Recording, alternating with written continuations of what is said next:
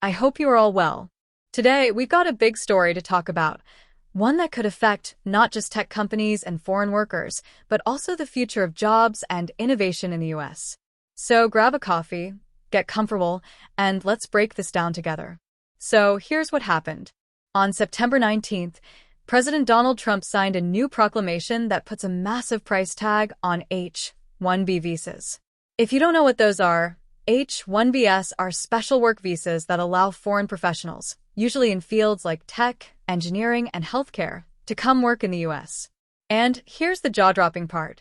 The new rule slaps an annual fee of $100,000 on every H-1B visa holder. Yes, you heard that right, $100,000 every single year. Now, you might be wondering, why would the government do this? Well, according to the Trump administration, this is about protecting American workers.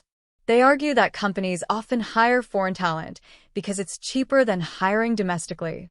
By making H-1Bs so expensive, they're basically saying, hey, companies, if you really need this worker, you'd better be willing to pay a premium. Otherwise, hire Americans first. But let's pause here and think about that for a second. Do you believe that putting such a huge fee on visas will actually lead to more opportunities for US workers? Or will it just push companies to send jobs overseas where labor is cheaper anyway? Here's some context to help frame that question. Every year, the US issues 65,000 of these visas under the regular cap, plus another 20,000 for people who have advanced degrees from US universities. And the demand is sky high. Big tech companies, in particular, rely heavily on them. In just the first half of this year, Amazon had more than 10,000 approvals. Microsoft and Meta each had over 5,000. Clearly, the system isn't just about cheap labor. It's about filling roles where talent is scarce. And that leads us to the reaction. As you can imagine, a lot of people aren't happy about this. Immigration lawyers are already saying Trump probably doesn't even have the legal authority to impose such a massive fee. Usually, the executive branch can set fees only to cover administrative costs, not to drop what feels like a giant barrier. So, lawsuits? Pretty much guaranteed. Then you've got the companies themselves. Think about a giant like Amazon. Maybe they can absorb this. But what about smaller startups or research labs that also depend on specialized workers from abroad? $100,000 per employee per year could be devastating.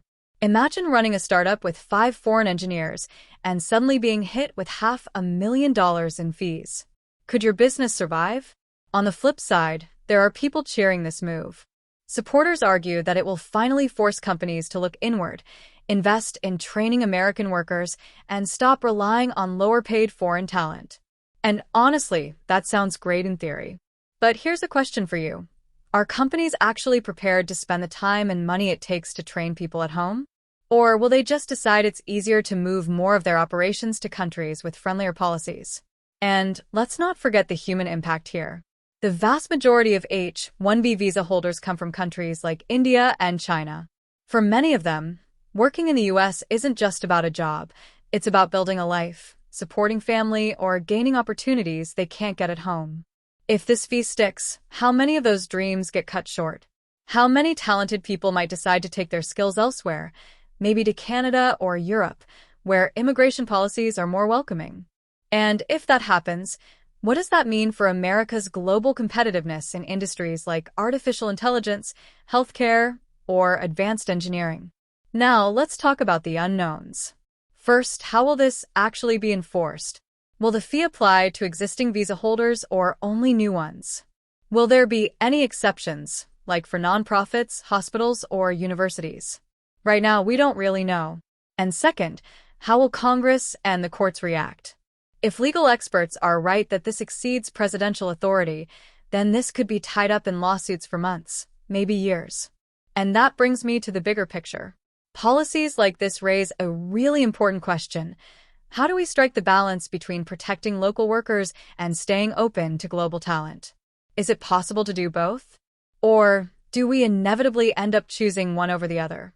Personally, I think this debate is far from over. What we're seeing now is just the opening move. Whether this fee sticks or gets blocked, it's already sending a message to companies, to foreign workers, and to the rest of the world.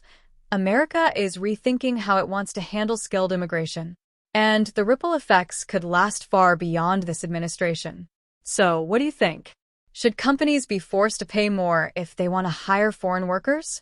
Or do you see this as a short-sighted move that risks innovation and economic growth? I'd love to hear your thoughts in the comments.